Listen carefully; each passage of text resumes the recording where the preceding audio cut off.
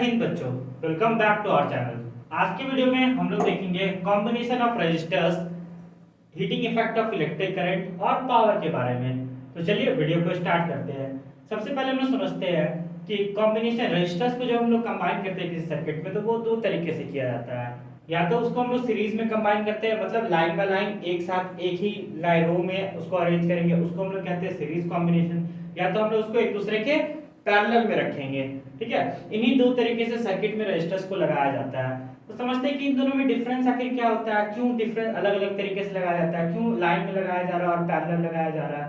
ठीक है, तो जब से रेजिस्टर्स को हम लोग एक लाइन में लगाते हैं, एक सीरीज में लगाते हैं, तो उसकी वजह से क्या होता है, सभी रेजिस्टर्स में जो करंट फ्लो हो रहा है वो क्या होता है, सेम होता है। हर एक रजिस्टर में जो अमाउंट ऑफ करंट फ्लो कर रहा है तो क्या होगा, यहाँ से अगर आई करंट जा रहा है तो यहाँ पे भी क्या पहुंचेगा, वो आई करंट ही पहुंचेगा। Current through out the circuit क्या रहेगा, सेम रहेगा, लेकिन पोटेंशियल डिफरेंसेस में हर एक पॉइंट पे चेंज कर जाएगा। यहाँ पे अगर पोटेंशियल इस पॉइंट से इस पॉइंट तक पोटेंशियल क्या V1 है, तो इस पॉइंट से इस पॉइंट तक पोटेंशियल क्या हो जाएगा, V2 हो जाएगा, यहाँ पे V3 हो जाएगा और यहाँ पे V4 हो जाएगा। तो हम लोगों ने क्या देखा कि जब हम लोग रेजिस्टर्स को सीरीज में कंबाइन कर रहे हैं तो क्या हो रहा है, current through out the circuit same रह रहा है, लेकिन जो पोटेंशियल डिफरेंस है वो क्या हो रहा है, डिफर कर रहा है। वहीं पैरेलल कॉम्बिनेशन में जब हम लोग पैरेलल लगाते हैं रेजिस्टर को एक दूसरे के, तो करंट क्या होता है, पोटेंशियल डिफरेंस यहाँ पे जो है, यहाँ पे भी क्या रहेगा, potential difference through out the circuit same रहेगा, लेकिन जो करंट फ्लो कर रहा है, जो करंट फ्लो कर रहा है वो क्या हो जाएगा, वो सभी तारों में अलग अलग तरह से बढ़ जाएगा। यहाँ पे I1, यहाँ पे I2, यहाँ पे I3, यहाँ पे I4। ठीक है, इसका क्या मतलब हो रहा है कि करंट क्या हो रहा है, इसमें अलग अलग तरह से डिस्ट्रीब्यूट हो जा रहा है, हर एक रजिस्टर के पास अलग अमाउंट ऑफ करंट जा रहा है ना। इसका मतलब through out the circuit current same नहीं रह रहा है, जबकि पोटेंशियल डिफरेंस सेम रह रहा है। तो आगे हम लोग समझते हैं कि एक्विवेलेंट रेजिस्टेंस हम लोग किस तरह से निकालते हैं। अगर रेजिस्टर्स बहुत सारे एक सर्किट में लगे हुए हैं, अगर सीरीज में लगे हुए हैं, तो किस तरह से हम लोग एक्विवेलेंट रेजिस्टेंस निकालेंगे, उस टोटल रेजिस्टेंस का वैल्यू कैसे हम लोग निकालेंगे एक साथ। जैसे कि आप लोग यहाँ पे इस फिगर में देख पा रहे होंगे कि यहाँ पे 1 2 3 रेजिस्टर्स है। ठीक है, एक सीरीज में 3 रेजिस्टर्स लगाए हुए हैं, तो टोटल इस सर्किट में कितना रेजिस्टेंस है ये हम लोगों को निकालना है। तो वो हम लोग किस तरह से निकालेंगे, तो हम लोगों को पता है कि ओम्स लॉ जो होता है क्या है, V = IR। यहाँ से अगर हम लोग R के फॉर्मूला को डिराइव करते हैं वो क्या होगा, R = V/I। और जब सीरीज में कंबाइन करते हैं तो हम लोग को पता है कि करंट क्या रह रहा है, सेम रह रहा है। तो R1 के लिए क्या हो जाएगा रेजिस्टेंस, R1 के लिए हो जाएगा V1/I, R2 के लिए क्या हो जाएगा V2/I और R3 के लिए क्या हो जाएगा V3/I। यहाँ से हम लोगों को क्या पता चला कि करंट थ्रू आउट क्या रह रहा है, सेम रह रहा है, लेकिन पोटेंशियल डिफरेंस चेंज हो रहा है, V हर जगह चेंज हो रहा है। तो इसीलिए हम लोगों ने क्या किया, रेजिस्टेंस का अगर एक्विवेलेंट रेजिस्टेंस निकालने के लिए हम लोगों ने क्या किया कि R1 plus R2 plus R3 कर दिया। ठीक है, इसका जो वैल्यू आएगा वो किस में आएगा, ओमेगा, ओम में आएगा। ठीक है, क्योंकि ओम क्या है, रेजिस्टेंस का यूनिट है। अब हम लोग समझते हैं कि पैरेलल कॉम्बिनेशन में हम लोग एक्विवेलेंट रेजिस्टेंस को किस तरह से निकालेंगे। जब पैरेलल हो रहा है तो यहाँ पे क्या होता है कि करंट सेम नहीं रह रहा। R का फार्मूला हम लोग पता है, R = क्या है हमारा V/I। ठीक है, तो R1 के लिए क्या हो जाएगा, वो V/I1 है ना। R2 के लिए क्या हो जाएगा V/I2। ठीक है, और R3 के लिए क्या हो जाएगा V/I3। ठीक है, जब इनको हम लोग कंबाइन करेंगे तो हमारे पास जो पैरेलल के लिए फार्मूला निकल के आता है वो क्या होता है, पैरेलल के जो फार्मूला निकल के आ रहा है वो हमारे पास है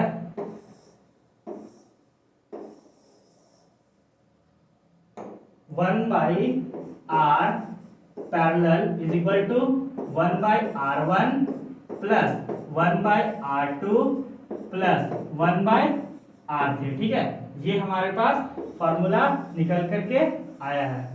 ठीक है, तो जब पैरेलल में जब भी रेजिस्टेंस लेंगे तो उसको हम लोग इस फार्मूला के साथ हम लोग टोटल रेजिस्टेंस या एक्विवेलेंट रेजिस्टेंस को निकालेंगे। आगे हम लोग समझते हैं कि heating effect of electric current. अब इलेक्ट्रिक करंट के किसी कंडक्टर से करंट के पास होने पे वहां पे हीट क्यों जनरेट हो रहा है, ये हीटिंग इफेक्ट है क्या, आखिर ये हो क्यों रहा है, ये समझते हैं हम लोग। तो जब भी करंट फ्लो करता है किसी कंडक्टर से करंट फ्लो करेगा, ठीक है, तो क्या होगा, उसको कुछ रेजिस्टेंस फेस करना पड़ता है।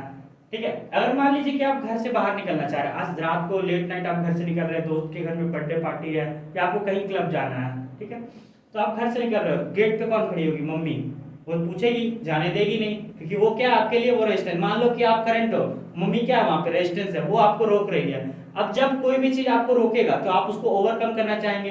करंट के साथ भी सेम, करंट फ्लो करना चाह रहा है, रेजिस्टेंस को रोक रहा है, और करंट भी उससे आगे जाना चाह रहा है, जैसे आप क्लब की तरफ जाना चाहते हो, ठीक है। तो जब कोई आपको रोकता है तो वहां पे क्या होता है, माहौल गर्म होता है। अब आपको उस रुकावट को हटाने क्या करना होगा, मम्मी को कन्विंस करना होगा। यहाँ पे करंट को क्या करना होगा, रेजिस्टेंस को ओवरकम करने के लिए ज्यादा वर्क डन करना पड़ेगा, एनर्जी कुछ लगाना पड़ेगा। तो जब आप एनर्जी लगाओगे, जब आप अपना एफर्ट करोगे, तो क्या होगा, मम्मी कन्विंस हो जाएगी और आपको जाने के लिए दे देगी। लेकिन इस बीच जब तक आपकी मम्मी से बातचीत हो रही है, वहां पे क्या हो, माहौल गर्म हो गया है, आपके साथ दुर्घटना भी हो सकता है, आपकी पिटाई भी हो सकती है। करंट के साथ भी वही है, जब करंट रेजिस्टेंस को पार करना चाह रहा है तो वहां पे क्या हो रहा है, हीट जनरेट हो रहा है। तो जो एनर्जी लगाना पड़ रहा है करंट को, चार्जेस को फ्लो होने के लिए, रेजिस्टेंस को पार करने के लिए, वो एनर्जी किस में कन्वर्ट हो जा रहा है, वो एनर्जी हीट एनर्जी में कन्वर्ट हो जा रहा है, ठीक है। इस वजह से करंट जो भी कंडक्टर होता है वो क्या होता है, गर्म हो जाता है। आप लोगों ने अपने चार्जर को देखा होगा, अगर चार्जर को आप काफी ज्यादा देर तक सॉकेट में लगा करके रख देते हैं तो चार्जर गर्म हो जाता है ना। टीवी बहुत देर तक चलाते हो, टीवी गर्म हो जाता है, इसके पीछे यही कारण है।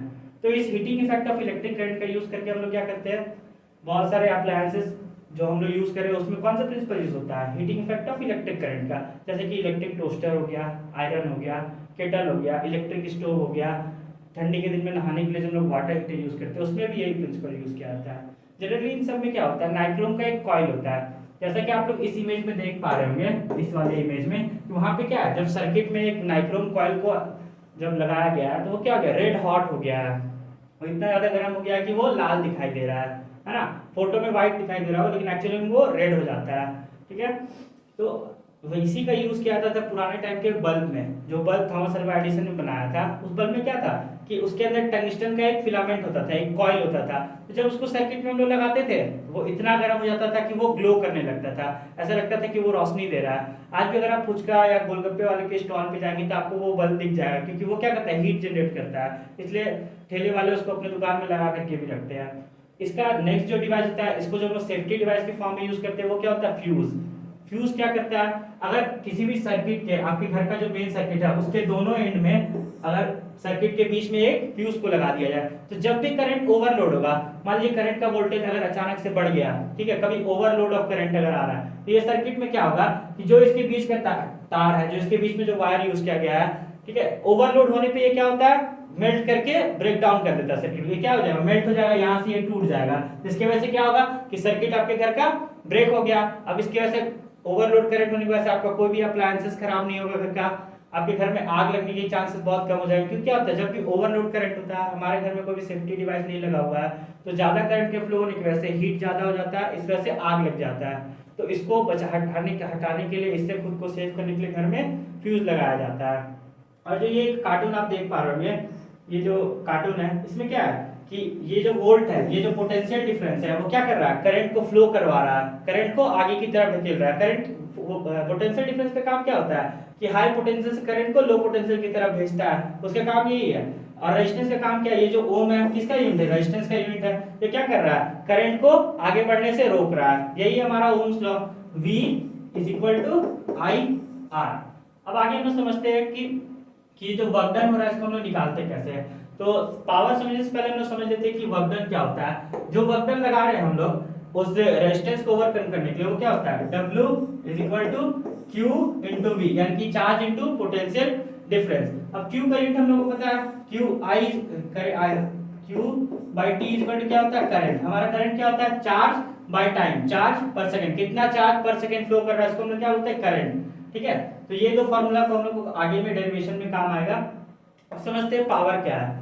आप लोगों ने सुना होगा कि ये बल्ब जो है ये 20 वाट का, ये जो इलेक्ट्रिक है, जो मोटर है ये 500 वाट खींच रहा है, ये जो आयरन है ये 1000 वाट का है। तो आखिर ये वाट होता क्या है, ये पावर कंज्यूम कैसे कर रहा है। तो पावर क्या है, रेजिस्टेंस को ओवरकम करने के लिए जो वर्क डन करना पड़ रहा है, वो वर्क डन किस रेट से हो रहा है, वर्क डन का जो रेट है वही क्या है, पावर है। जिस रेट से वर्क डन किया जा रहा है वही क्या कहलाता है, पावर।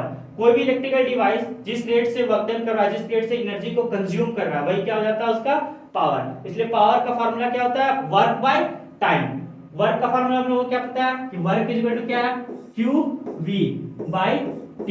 अब यहां से हम लोगों जो निकाला था कि क्या होता है, I = Q/T होता है, तो Q = क्या हो जाएगा, I × टी हो जाएगा। ठीक है, तो इसके जगह हम लोग क्या लिख सकते हैं, I T V by time. ठीक है, ये क्यू की जगह हम लोगों ने सब्स्टिट्यूट किया आई टी, और वी की जगह वी है, टाइम की जगह टाइम है, ये भी सेम फॉर्मूला है। अब यहाँ पे क्या होगा, ये वाला टी और ये वाला टी कट जाएगा, तो क्या बचा, आई इंटू वी। तो ये भी पावर का एक फॉर्मूला है कि power is equal to V I. अब अगर हम लोग इसको और ट्रांसफॉर्म करना चाहे तो वो क्या हो सकता है, v इज इक्वल टू क्या होता है, आई आर। तो इसकी जगह हम लोग एक बार आई आर को ले सकते हैं, आई आर। तो यहाँ पे क्या फॉर्मूला निकल के आएगा, I square R, power is equal to I square R. तो हमारे पास अब कितने फॉर्मूलाज हो गए, एक तो ये फॉर्मूला हो गया, ठीक है, एक हमारे पास ये वाला भी फॉर्मूला है कि power is equal to V I. ठीक है, एक ये वाला फॉर्मूला है क्यू वी बाई टी, और चौथा ये फॉर्मूला है power is equal to work by time. इन चारों फॉर्मूलाज का यूज करके हम लोग क्वेश्चंस को सॉल्व कर सकते हैं। तो आई होप कि आपको ये सारा कुछ समझ आया होगा। अगर समझ आया तो कमेंट सेक्शन में लिख देना, या फिर जो भी प्रॉब्लम हो रहा है उसको भी कमेंट सेक्शन में आप कमेंट कर सकते हैं।